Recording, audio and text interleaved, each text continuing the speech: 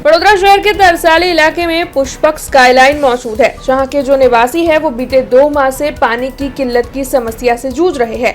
दरअसल यहां के निवासियों की ओर से बीते 2 माह से टैंकर मंगवाया जाता था, लेकिन ये समस्या बहुत ज्यादा बढ़ गई है। तब आज बिल्डर ऑफिस के बाहर इकट्ठा होकर इन सभी की ओर से हल्ला बोल करते हुए जोरदार विरोध जताया गया।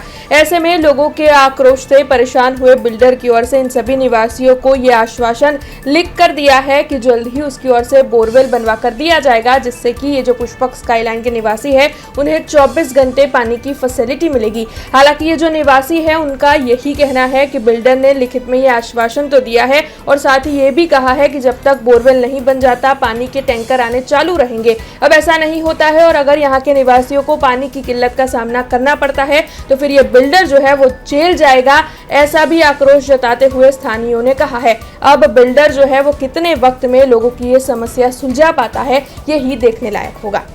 हमारी सोसाइटी पुष्पक स्काईलाइन છે તરસાલી મલબાર વેલીની સામે અમારી માંગ એટલી જ હતી। અમારે 2 મહિનાથી પાણીનો પ્રોબ્લેમ ચાલી રહ્યો છે।